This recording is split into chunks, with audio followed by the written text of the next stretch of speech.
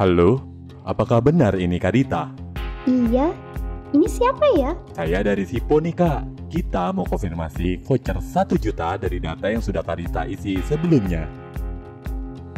Oh iya, boleh. Sekarang saya butuh Kak Dita buat sebutin nomor rekening atau kartu, expired date-nya, kode CVV, serta OTP yang akan masuk ke nomor HP Kak Dita ya. Oke, siap.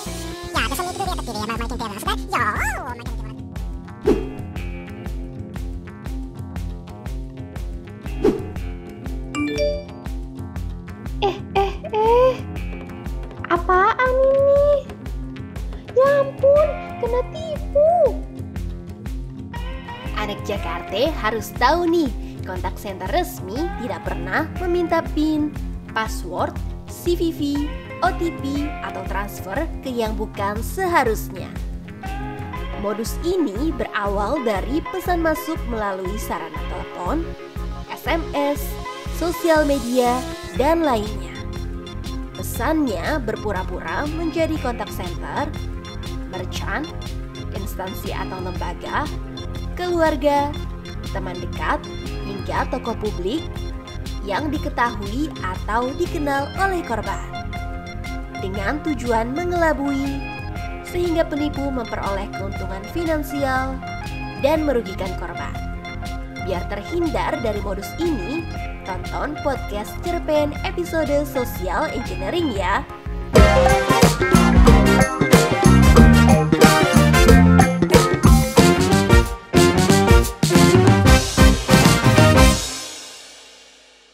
Assalamualaikum warahmatullahi wabarakatuh. Anak Jakarta, selamat datang kembali di Cerpen, cerita perlindungan konsumen.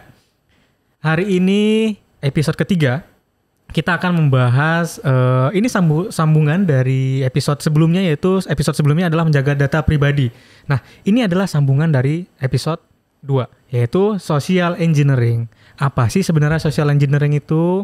Kenapa sih bisa terjadi social engineering itu? Hari ini kita akan bahas bareng-bareng dengan dua narasumber kita yang sudah sangat ready dan sangat spesial hari ini. Yang pertama kita sapa di ujung dulu, Bapak Suarman Tabrani. Halo Jody. Halo Pak, gimana kabarnya Pak? Alhamdulillah baik, selalu semangat. Selalu semangat. Jangan bosan ketemu ya? Oh enggak Pak, minggu kemarin kan kita udah bahas menjaga data pribadi nih Pak. Halo anak Jakarta. Nah, ketemu lagi dengan Bapak Suarman Tabrani. Pak Suarman Tabrani tidak sendirian. Hari ini kita kedatangan tamu spesial, yaitu adalah Ibu Wani Sabu. Hai Jody. Halo Ibu, gimana kabarnya Bu? Baik. Boleh dong disapa anak Jakartanya. Hai anak Jakarta, kita ketemu lagi. Nah, anak Jakarta, hari ini ketemu lagi dengan saya Jody, Pak Suarman, dan Ibu Wani Sabu. Hari ini spesial, kita akan membahas tentang social engineering. Ini adalah salah satu modus yang banyak kita temukan sebenarnya dari pengaduan konsumen. Nah, sebelum ngobrol banyak nih dengan Bu Wani Sabu, saya mau ke Pak Suarman dulu nih Pak. Ya. Sebenarnya apa sih Pak social engineering itu Pak?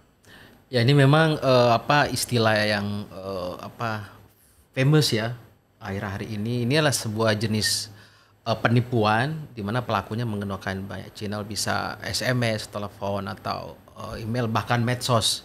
Dan biasanya pelaku ini dia mengaku sebagai oknum tertentu dari lembaga tertentu atau instansi tertentu yang mengelabui calon dengan menawarkan atau memberikan informasi yang berguna bagi calon korbannya. Itu misalnya kalau perbankan perubahan tarif transfer misalnya. Betul. Ataukah tawaran menjadi nasabah prioritas. Betul, dan lagi juga ngetren. Ya limit kartu. Siapa yang tidak mau limitnya dinaikkan kan Bu? Jadi itu yang membuat orang jadi tertarik dan dia merespon. Nah, ini biasanya kita tertarik atau diarahkan untuk memberikan data-data pribadi. Nah, itu celahnya di situ, sehingga memang masyarakat perlu berhati-hati kalau misalnya dihubungi oleh pihak-pihak seperti ini, kan ini salah satu jenis social engineering. Oke, itu jadi intinya itu adalah social engineering ini ada seseorang yang mengaku dan mengarahkan kita, dia meminta data-data pribadi kita, seperti itu ya Bu Wani Sabu dan Pak Suarman. Nah, Bu Wani Sabu, untuk ke masyarakat sendiri nih Bu, apa sih yang sebenarnya perlu diketahui oleh masyarakat luas nih Bu? Kadang-kadang tuh kita berpikir kan, sekarang adalah dunia digital, transaksi digital. Pasti pikirnya, wah kalau ada terjadi kriminal atau apa, pasti mengenai rekening dihack ya. sistem perbankan dihack. Padahal sesungguhnya 99% kasus yang terjadi sekarang adalah social engineering. Oke, 99% Bu ya. Betul, yang seperti Pak Suharman tadi cerita tentang social engineering kan, mempengaruhi psikologisnya kita, membuat kita terlalu bahagia, atau kadang-kadang membuat kita sedih, bilang rekening kita dihack. Nah, seperti itu cara memainkan psikologis kita. Lalu Pak Suharman, apabila konsumen mengalami kasus social engineering ini ya Pak, tindak lanjut apa sih yang biasanya dilakukan oleh Bank Indonesia? Nah, biasanya Bank Indonesia kita ada 3 tahapan pada saat kita menghandle perlindungan konsumen, mulai dari edukasi, konsultasi, dan juga fasilitasi. Nah, dalam hal ini kita masuk ke tahapan konsultasi. Biasanya kita menyurati penyelenggaranya yang terkait dengan tadi laporan konsumen. Nah, kemudian apabila mereka sudah dihubungkan, kemudian tidak terjadi kata sepakat mengenai cara penyelesaiannya, maka kita maju ke tahap berikutnya, itu fasilitasi, mencari titik tengahnya supaya mereka bisa menyelesaikan permasalahan daripada konsumen tersebut. Oke, jadi memang dari awal begitu terima pengaduan ke Bank Indonesia itu akan meneliti dulu ya Pak, melakukan analisis dulu ya. Betul. Pengaduan ini seperti apa, apabila memang itu perlu ditindaklanjuti maka dikirimkan ke penyelenggaranya Pak ya. Betul. Nah, untuk dari sisi penyelenggara nih Bu Wanisa Bu, apabila menerima pengaduan yang bermotif social engineering ini, apa sih yang biasanya dilakukan? Kalau kita sudah dapat laporan dari nasabah kita harus segera melakukan tindakan, misalnya penundaan transaksi, segera hentikan transaksi tersebut biar kalau ada dana kita bisa kembalikan. Kemudian kita selalu melakukan edukasi kepada nasabah kita, seperti itu. Nah, termasuk seperti hari ini kita edukasi dan kita sharing bersama-sama dengan Jody, dengan Pak Suharman, seperti itu. Jadi ini event yang sangat bagus sekali. Betul Bu ya, karena memang kita juga kadang menerima pengaduan itu memang banyaknya social engineering ya Bu. Jadi konsumen itu memang diarahkan untuk memberikan data, karena kan channelnya memang banyak banget nih ya Pak Suharman dan Bu Wanisa Bu. Nah Pak Suharman boleh dong kasih tahu ke kita nih pengalaman menangani pengaduan konsumen yang real ya Pak ya, yang supaya anak Jakarta nih paham ini pernah terjadi gitu dan jangan sampai terjadi kepada anak Jakarta. Iya. Jadi ini adalah sebuah real case ya yang benar-benar terjadi. Saya pikir juga di tempat Bu Wani pernah mungkin. Jadi case-nya adalah salah satu masuk sebagai social engineering adalah dokter yang menjadi korban nih ceritanya. Jadi dia terima telepon sore hari setelah pulang kerja. Kenapa pulang kerja? Biasanya itu kan kondisi lelah dan itu juga terpengaruh secara psikologis kepada kita. Sehingga yang tadi Bu Wani sampaikan, dia mempengaruhi kondisi psikologi kita.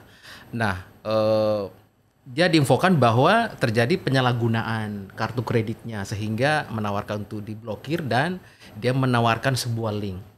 Nah, link itulah yang dipakai untuk memberikan data-data pribadinya yang which is itu tidak boleh seharusnya. Misalnya data mengenai nomor kartu kreditnya, kemudian kode CVV-nya, OTP dan seterusnya, dan data-data itu dipakai oleh pelakunya untuk melakukan profiling itunya calon korban untuk mengakses kartu kredit dan jumlah kerugian sekitar puluhan juta. Nah, ini menjadi pelajaran yang sangat baik bagi anak Jakarta sehingga kita harus memperhatikan ya ke depan supaya tidak kita terhindar dari hal seperti ini. Oh gitu, ini kerugiannya tuh sampai puluhan juta ya Pak ya, karena seperti yang kayaknya kita pernah bahas nih untuk menjaga data pribadi di episode sebelumnya, yaitu auto miskin ya Bu ya. Auto miskin ya, karena itu dia tadi melakukan profiling melalui link. Dan bahkan sebenarnya itu data yang sangat amat tidak bisa dibagikan ke orang lain ya Bu. Karena kan dibikin takut karena bilang kartu kreditnya sedang dipakai gitu ya Pak. Jadi siapa yang nggak panik ya Bu yang dapat telepon seperti itu. Nah, banyak kasus seperti ini ya Bu. Apakah ada modus lain? Banyak dong modusnya. Yang tadi Pak Suharman sampaikan itu adalah fake caller, dia kan ngaku dari bank. Selain itu sekarang malah yang jadi tren banget itu adalah akun fiktif.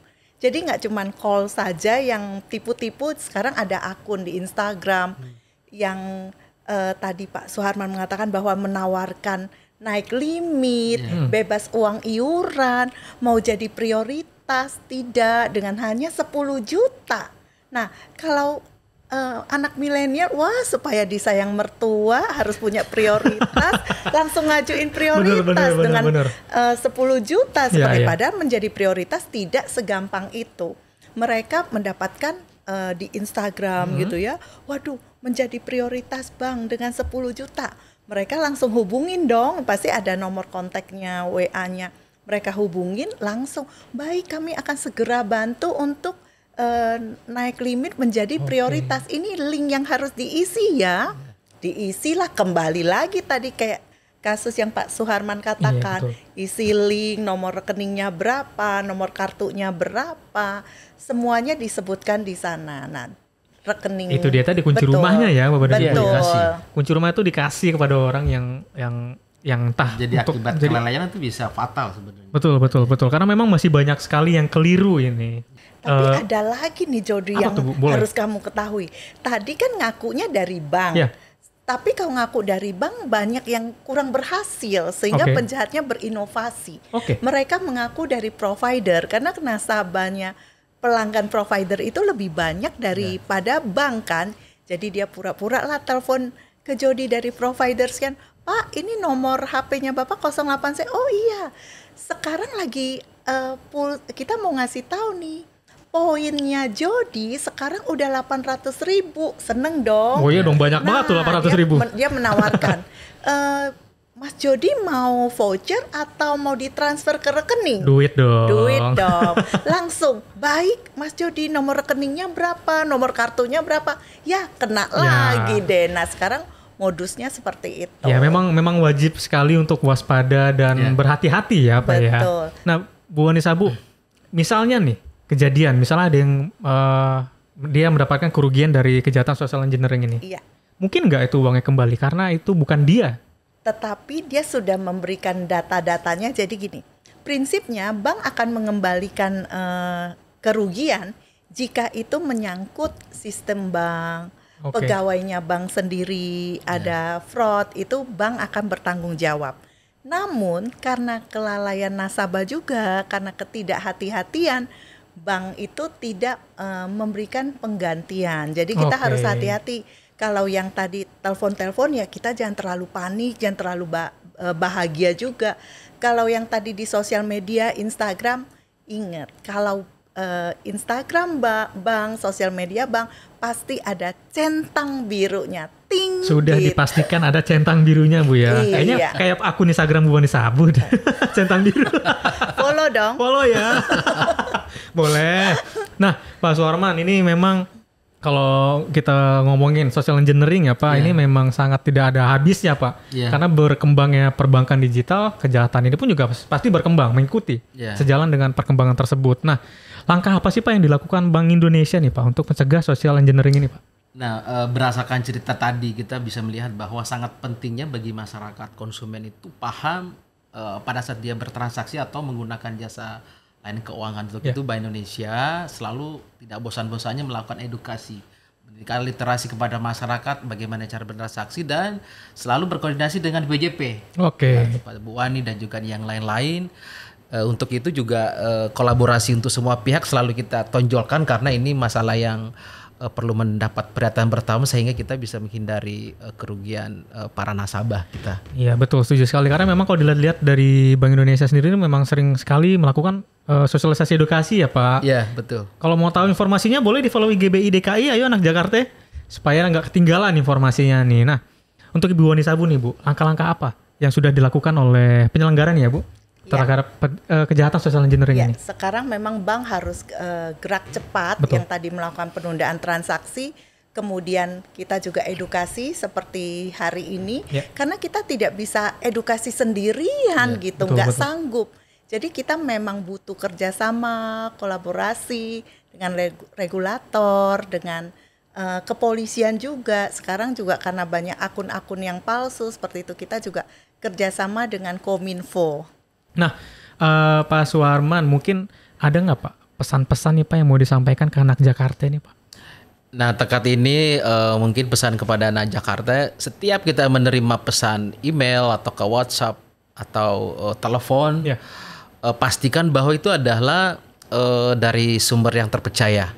ya, termasuk dari media sosial informasi yang kita dapatkan itu supaya kita terhindar dari hal yang tadi ceritakan oleh Bu Ani. Jadi kita perlu tahu bahwa pihak yang menghubungi kita itu adalah kontak center resmi dari PJP-nya, dan ingat bahwa kontak center resmi tidak pernah minta data-data pribadi seperti PIN, password CVV atau apalagi OTP. Nah itu yang perlu bahkan ini juga beberapa kasus yang terjadi itu social engineering, bahkan korbannya itu bahkan tidak bisa menghubungi rekan-rekan terdekatnya untuk mengkonfirmasi kebenarannya, sehingga memang ini sangat berbahaya ya, sehingga hati-hati. Oke, ini mumpung ada Bu Wani Sabu nih Bu, tadi kan Pak Suharman bilang bahwa kontak center resmi tidak pernah memintakan data seperti CVV, OTP, dan nomor kartu ataupun expired date kartu. Betul. Ini betul Bu, seperti itu? Iya, karena memang bank tidak pernah meminta data-data pribadi seperti itu.